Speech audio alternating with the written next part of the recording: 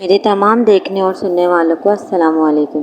اگر آپ کو سٹوری پسند آئے تو اپنی رائے کا اظہار کمنٹس میں ضرور کریے گا اور چینل کو لائک اور سبسکرائب کرنا مت بھولیے گا تاکہ آئندہ آنے والی انٹرسٹنگ ویڈیوز کا نوٹیفیکیشن آپ کو مل سکے۔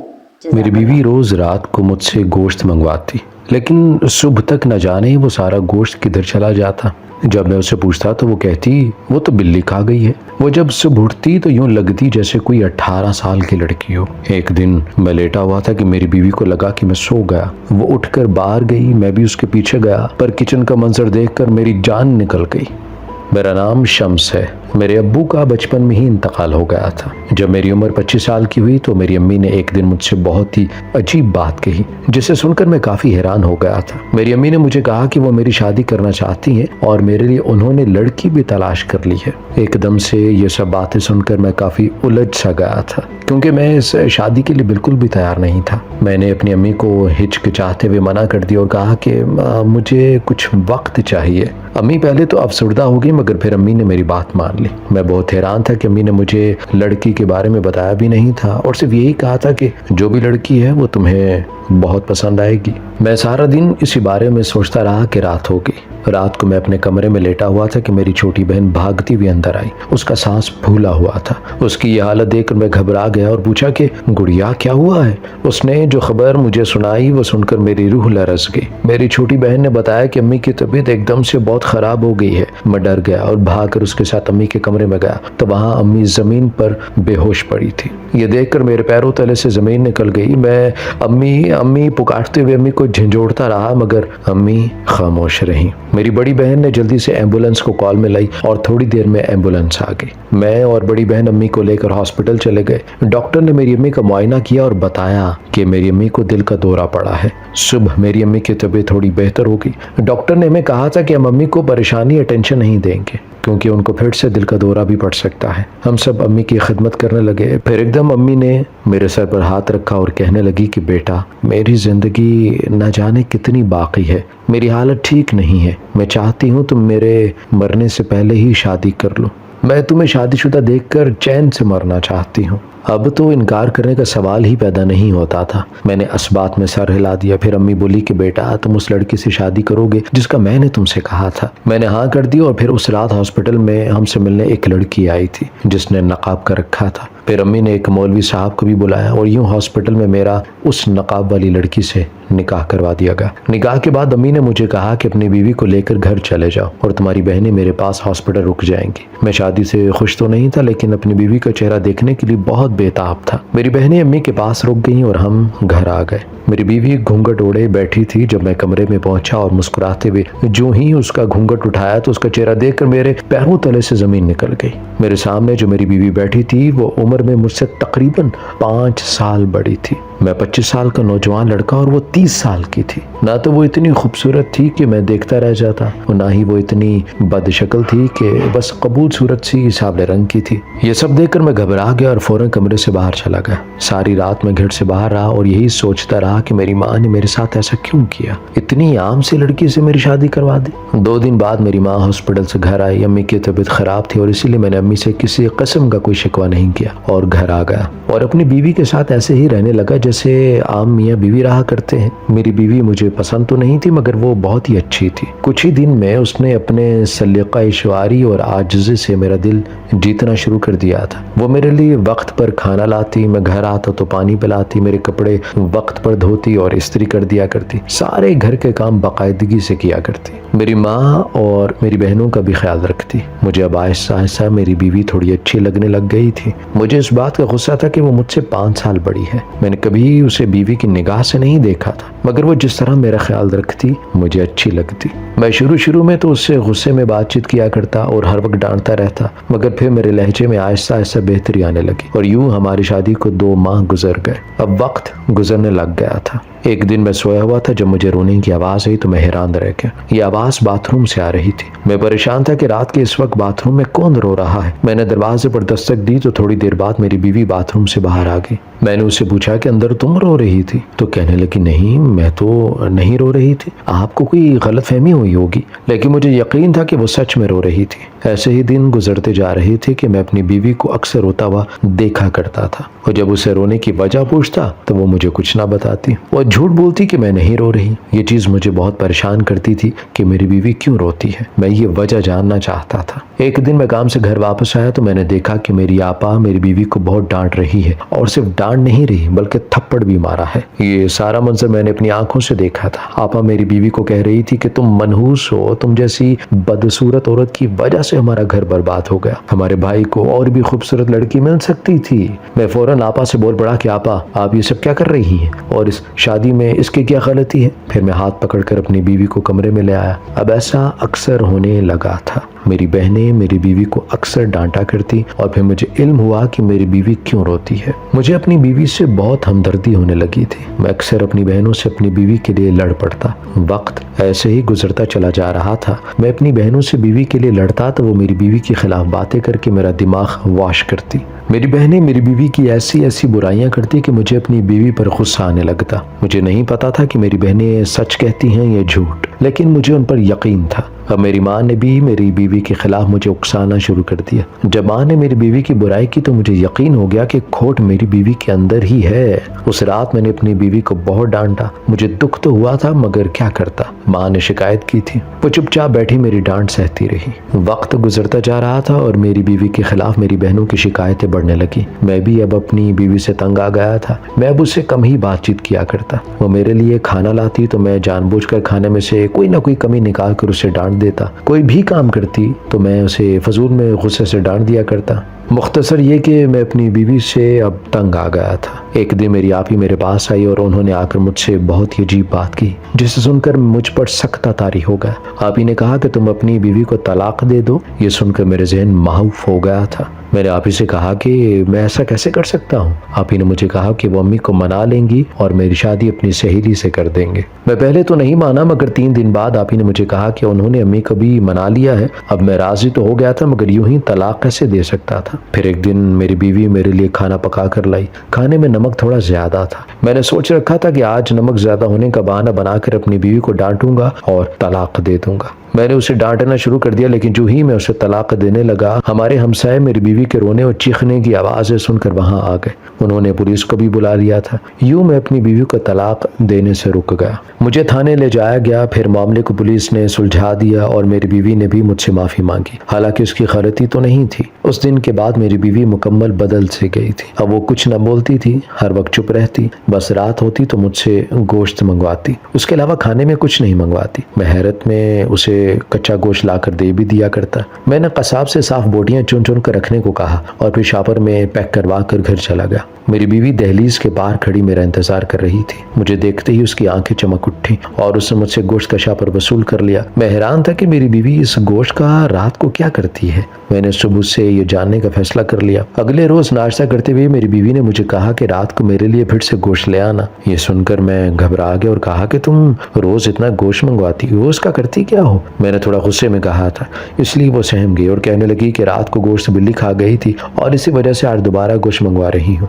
मैंने उसकी बात मान ली और फिर काम पर चला गया। अगले रोज मैं दोबारा अपनी बीवी के लिए गोश्त लेकर आया और उसे अपने हाथों से उसको थमा दिया और अपने कमरे में आ गया। लेकिन हैरत का झटका मुझे तब लगा जब अगले दिन मेरी बीवी ने फिर मुझसे ये कहा कि प्लीज आज भी रात को मुझे गोश्त ला दिएगा। मैंने फिर से पूछा कि जो गोश्त कल ला कर दिया था वो तो पका ही नहीं। तो कहने लगी कि बिल्ली खा गई। मैं भी बहुत हैरान था कि पिछले कुछ दिनों में बिल्ली इतना गोश्त कैसे खा सकती है। जितना गोश्त मैं लाता था उतना तो एक इंसान भी सारी रात खाता रहे तो ना खा सके, फिर बिल्ली ने कैसे खा लिया। ये बात मुझे बहुत परेशान करने लगी। मैं जानना चाहता था कि ये गोश्त जाता कहाँ है। 2 से 3 बार मैंने ये बात अपनी बीवी से भी पूछी मगर उसने हमेशा यही बात कही कि बिल्ली गोश्त खा गई। इस सब को अब अरसा गुजरने लगा था और मैं लगातार रोज अपनी बीवी को गोश्त ला कर देता और वो गोश्त गायब हो जाता। मेरी अम्मी और बहनें भी इस चीज़ का मुशाहिदा करती। मेरी आप ही मुझसे पूछती कि तुम रोज गोश्त लाते हो, तुम्हारी बीवी इसका क्या करती है। मैं अफसुर्दगी में कहता कि आप ही मुझे नहीं बता, बस वो रोज यही कहती है कि बिल्ली खा जाती है गोश्त। मेरी इस बात को मेरी आप ही ने सर पर सवार कर लिया और ठान लिया था कि वो इस बिल्ली के राज को फाश کر کے ہی رہے گی۔ میری آپی نے میری بیوی پر کڑی نظر رکھ لی، کیونکہ میری آپا کو میری بیوی پر عجیب طرح کا شک ہو گیا تھا۔ اب میرا رویہ میری بیوی کے ساتھ بہتر ہونے لگا تھا۔ میں اب اسے ڈانٹتا نہیں تھا، اس کا خیال رکھتا اور خود اپنی خوشی سے روز رات کو گوشت لا کر دیتا۔ میری ماں اور بہنیں اب اگر میری بیوی کے خلاف کچھ بھی کہتی تو مجھے فرق نہیں پڑتا، میں ان کی کسی بھی بات پر یقین نہیں کرتا۔ میری بہنیں بھی اس بات پر حیران تھی کہ اس کو ایک دم کیا ہو گیا ہے اور یہ اچانک کیسے اپنی بیوی کے غلام بن گیا۔ مجھے بھی اندازہ نہیں تھا کہ میرے ساتھ ہو کیا رہا ہے۔ مجھے اب اپنی بیوی سے اپنائیت ہونے لگی تھی، اس کے ساتھ رہنا، وقت گزارنا مجھے اچھا لگنے لگا تھا۔ ایسے ہی ایک اور مہینہ بیت گیا۔ میری بیوی کے بارے میں میرا نظریہ اب بدلنے لگا تھا۔ وہ جب بھی صبح جاگتی تو مجھے 18 سال کی لڑکی جیسی جوان لگا کرتی۔ مجھے اب اپنی بیوی بہت خوبصورت لگتی تھی، جیسے وہ پرستان کی پری ہو۔ میں بہت حیران ہوتا کہ اس حسین لڑکی کو میں مارا کرتا تھا۔ میں نے اپنی بیوی سے اپنے اعمال کی معافی بھی مانگی۔ اب ہر وقت بیوی کے پاس رہنے کو میرا دل کرتا۔ میں نہ صرف ہر وقت اس کے ساتھ رہتا بلکہ اس کی خدمت بھی کیا کرتا، اس کے لیے کھانا پکاتا اور اس کے سارے کام کرتا اور اسے کوئی کام نہ کرنے دیتا۔ میری بہنیں اور ماں سب سے بہت غصے میں آتی اور مجھے کھری کھری سنا دیتی، مگر میں ان سے لڑ پڑتا اور کہتا کہ اپنی بیوی کے بارے میں ایک لفظ بھی نہیں سنوں گا۔ میری ماں مجھے میرے بچپن کا واسطہ دیتی اور کہتی کہ اس وقت کو یاد کرو جب تمہارا باپ تم چاروں بہن بھائیوں کو اس دنیا میں اکیلا چھوڑ کر چلا گیا تھا، تب میں نے تم سب کو اپنے خون پسینے کی کمائی سے کھلایا پلایا ہے اور آج تم اپنی ماں کے مقابل کھڑے ہو گئے ہو۔ میں کہتا کہ امی کچھ بھی کہو مگر میری بیوی کو کوئی تکلیف نہ دو۔ اب بہنیں اور میری بیوی نے بہت سہ لیا ہے۔ ایسے ہی کئی دن گزرے جا رہے تھے۔ ایک دن میری آپی کو اس گوشت کا راز پتہ چل گیا تھا اور میری غیر موجودگی میں میری بیوی کو ڈانٹنا شروع کر دیا اور ڈانٹتے ہوئے میری بیوی پر ہاتھ بھی اٹھا دیا۔ میں جب وہاں پہنچا تو میری آپی نے مجھے وہ راز بتا کر قائل کرنے کی کوشش کی، مگر دیکھ کر میرا پارا ہائی ہو گیا اور میں نے غصے میں اپنی بہن کو گھر سے دھکے دے کر نکال دیا۔ آپی چیختی رہی اور چلاتی رہی مگر میں نے آپی کی ایک بھی نہ سنی۔ میری چھوٹی بہنیں اور ماں بھی مجھے روکتی رہی مگر میں نے کہا کہ تم میں سے اگر کسی کو جانا ہے تو تم لوگ بھی چلے جاؤ۔ میری ماں پہلے ہی بیمار تھی، اس سب کو دیکھ کر بستر کو لگ گئی۔ میری چھوٹی بہنیں چپ کر کے اب سارا دن گزار دیا کرتی، کسی سے کوئی بات نہ کرتی۔ ماں تو ادھموئی ہو کر چارپائی پر پڑی تھی اور میں اپنی بیوی کی خدمت میں مصروف رہتا، سارا دن اس کا خیال رکھتا اور رات کو اس کے لیے گوشت لے کر آتا۔ میں تھوڑا حیران تھا کہ روز رات کو بلی گوشت کیسے کھا لیتی ہے، مگر پھر نہ جانے یہ بات خود بخود میرے ذہن سے نکل جاتی اور مجھے یاد نہ رہتی۔ اب مجھے دن ہو یا رات اس سے کوئی فرق نہیں پڑتا، مجھے صرف اپنی بیوی سے فرق پڑتا تھا۔ میں ہر وقت اس کے ساتھ رہنا چاہتا تھا، اس کے ساتھ کے سوا مجھے اس دنیا میں کچھ بھی پسند نہیں تھا۔ نماز اور روزوں سے بھی اب میرا کوئی تعلق نہیں رہا تھا۔ شاید 1 سال ہو گیا تھا مجھے نماز پڑھے ہوئے۔ پھر ایک دن ایک عجیب واقعہ ہوا۔ میرا ایک دوست عالم دین تھا اور ایک دن وہ مجھ سے ملنے میری دکان پر آیا۔ بات چیت کے دوران نماز کا وقت ہو گیا تھا۔ میں نماز نہیں پڑھنے جانا چاہتا تھا مگر میرا دوست مجھے زبردستی نماز کے لیے لے گیا۔ آج کافی عرصے بعد نماز پڑھ کر مجھے بہت سکون ملا تھا۔ میں نے محسوس کیا تھا کہ اپنی بیوی سے ملنے کا جذبہ میرے دل میں قدرے کم ہو گیا ہے۔ اس رات میں نے دکان پر دیر تک کام کیا وگرنہ شام ہوتے ہی گھر آ جاتا۔ آج بھی جب میں گھر پہنچا تو میری بیوی ہمیشہ کی طرح میرا انتظار کر رہی تھی۔ میں نے گوشت کا تھیلا اسے پکڑایا اور آرام کرنے کے لیے کمرے میں چلا گیا۔ آج مجھے نیند بھی نہیں آ رہی تھی بلکہ اس بات کا احساس ہو رہا تھا کہ اپنی ماں اور بہنوں کے ساتھ میں نے کیسا سلوک کیا۔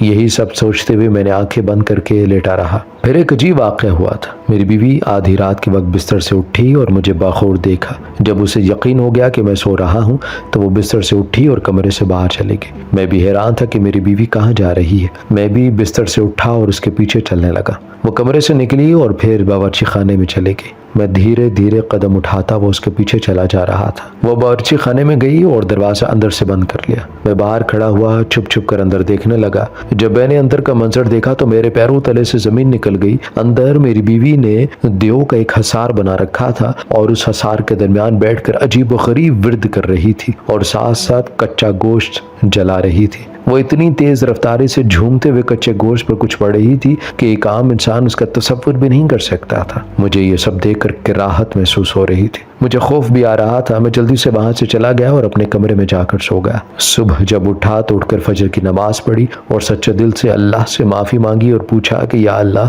یہ کیا معاملہ ہے، میری مدد فرما۔ نماز کے بعد میں اپنے دوست عالم دین کے پاس گیا اور اسے جا کر سارا مسئلہ بیان کیا۔ میرے دوست نے میری ساری بات سنی اور پھر جو بات اس نے مجھے بتائی بتائی وہ سن کر میرے پیروں تلے سے زمین نکل گئی۔ میرے دوست نے مجھے بتایا کہ میری بیوی کالا جادو کرتی ہے اور کسی اور پر نہیں مجھ پر ہی کرتی ہے۔ یہ سن کر میری جان نکل گئی۔ میں نے اپنے دوست سے پوچھا کہ تمہیں یقین ہے نا؟ تو اس نے کہا کہ ہاں مجھے پورا یقین ہے، تمہاری بیوی تم پر جادو کرتی ہے اور تمہیں اپنے حصار میں کرتی ہے۔ اس کالے جادو کی وجہ سے تم ہمیشہ اپنی بیوی کے بارے میں سوچتے رہتے ہو اور اپنی ماں بہن کے ساتھ برا سلوک کرتے ہو۔ یہ سب سن کر مجھے احساس ہونے لگا 1 سال سے جو کچھ ہو رہا تھا وہ سب میری بیوی کے اس کالے جادو کی وجہ سے ہو رہا تھا۔ میں نے یہ ساری بات اپنے دوست کو بتائی تو اس نے مجھے ایک پانی کی بوتل دی اور کہا کہ یہ پاک کلام والا دم کیا ہوا پانی ہے، اسے پیو، اس کے پینے سے تم پر کسی بھی جادو کا کوئی اثر نہیں ہوگا۔ اس کے علاوہ اس نے مجھے تاکید کی کہ 5 وقت کی نماز باقاعدگی سے ادا کرو، تم اپنی بیوی کے جادو سے محفوظ رہو گے۔ میں کافی حیران تھا، پانی کی بوتل لے کر اپنے گھر آ گیا۔ میں نے اب ساری نمازیں بھی پڑھنا شروع کر دی اور قرآن پاک کی تلاوت بھی شروع کر دی۔ میری بیوی کا جادو مجھ پر کم ہونے لگا تھا۔ میں اب روز رات کو اس کا پیچھا کرتا اور کچن میں جا کر دیکھتا کہ وہ کیا کرتی ہے۔ اس نے اپنے عمل کی مقدار بھی بڑھا دی تھی مگر میرا رب مجھے اس سے بچا رہا تھا۔ ایک دن میں اپنی ماں کے کمرے میں گیا جو بے سد پڑی تھی اور ماں سے بات کرنے کی کوشش کی۔ میری چھوٹی بہنوں نے مجھے ماں سے بات کرنے سے روک دیا۔ میں منت سماجت کرتا رہا تو میری ماں نے ہاتھ کا اشارہ کیا اور کہا کہ بات کرو۔ میں نے اپنی ماں کو ساری بات بتائی اور کہا کہ امی مجھے معاف کر دے۔ میری ماں نے کہا کہ بیٹا کاش میں تمہاری ماں نہ ہوتی تو تمہیں کبھی معاف نہ کرتی، لیکن میں تو تم سے ناراض ہوں ہی نہیں۔ میں امی کے گلے لگ گیا اور کہا کہ امی میں آپ ہی کو بھی گھر واپس لانا چاہتا ہوں۔ وہ کہاں ہے؟ امی نے کہا کہ تمہاری آپ ہی کو بھی واپس لے آئیں گے۔ پھر میں نے امی سے کہا کہ آپ نے میری شادی اتنی بڑی عمر کی لڑکی سے کیوں کی؟ امی کہنے لگی کہ بیٹا تمہارے باپ کا ایک دوست تھا جس نے مرنے سے پہلے تمہارے باپ سے وعدہ کیا تھا کہ اس کی اکلوتی بیٹی کی شادی اپنے بیٹے سے کرے گا، اور یہی وجہ تھی کہ مجھے تمہارے باپ کے مرنے کے بعد اس وعدے کو پورا کرنا تھا اور اسی لڑکی سے تمہاری شادی بھی کرنا تھی، اور میں نے کر بھی تھی۔ میں اپنی امی کے گلے لگ گیا اور کہنے لگا کہ میں نے یوں ہی فضول میں آپ کو غلط سمجھا۔ امی نے مجھے تھپکی دی اور میرے آنسو پونچھے اور کہا کہ کل ہم تمہاری بہن کو لینے جائیں گے۔ اس رات پھر سے میری بیوی رات کو باورچی خانے گئی اور میں معمول کے مطابق اس کے پیچھے گیا۔ میں اسے چھپ کر دیکھ رہا تھا مگر اس کی نظر مجھ پر پڑ گئی۔ مجھے دیکھتے ہی وہ زور زور سے چیخنے لگی اور پھر میرے قدموں میں آ کر گر گئی اور زار و قطار رونے لگی اور کہنے لگی کہ میں نے تمہیں حاصل کرنے کے لیے اتنا سب کچھ برباد کر دیا۔ وہ چیخے جا رہی تھی، میں سب سے ڈر رہا تھا۔ میں نے جلدی سے پاک پانی اس پر پھینکا تو وہ بے ہوش ہو کر گر گئی۔ صبح میری بیوی کو ہوش آئی تو وہ رونے لگی اور پھر میں نے اسے پوچھا کہ اس نے یہ سب کیوں کیا، تو وہ کہنے لگی کہ میں نے ہمیشہ زندگی اکیلے گزاری تھی۔ میرا باپ مجھے چھوٹے ہوتے ہی چھوڑ گیا تھا، ماں مر گئی اور شوہر کبھی میں پسند نہیں آئی۔ میری نندیں اور ساس مجھ پر ظلم کرتی تھیں اور ان کا کرنا بھی بنتا تھا۔ کون برداشت کرتا لڑکے سے بڑی اس کی بیوی کو؟ میں ساس، نند اور شوہر کے ظلم و ستم سے تنگ آ چکی تھی اور بہت پریشان رہتی۔ میری ایک سہیلی نے مجھے ایک عامل بابا کے پاس جانے کا مشورہ دیا۔ میں عامل بابا کے پاس گئی تو اس نے مجھے یہ عمل بتایا اور کہا کہ اس عمل سے تم اپنے شوہر کو قابو میں کر سکو گی، اور پھر میں نے یہی عمل شروع کر دیا۔ میرا شوہر میرا ہونے لگا تھا اور کافی دیر یہ سب چلتا رہا مگر پھر میرے ہاتھ سے یہ سب نکلنے لگا۔ میری بیوی رونے لگی اور سب سے معافی مانگنے لگی۔ میں نے اپنی بیوی کے آنسو پونچھے اور کہا کہ اس میں تمہاری نہیں بلکہ میری غلطی ہے۔ میں نے اپنی بیوی کو معاف کر دیا۔ میری امی اور بہنوں نے بھی میری بیوی کو معاف کر دیا۔ کچھ دن بعد میں اپنی آپ ہی سے معافی مانگ کر اسے اپنے گھر لے آیا۔ اب میں اپنی بیوی سے نفرت نہیں کرتا بلکہ اسے دل سے قبول کر چکا ہوں۔ کاش میں یہ سب بہت پہلے سمجھ جاتا اور میری بیوی کو یہ قدم نہ اٹھا۔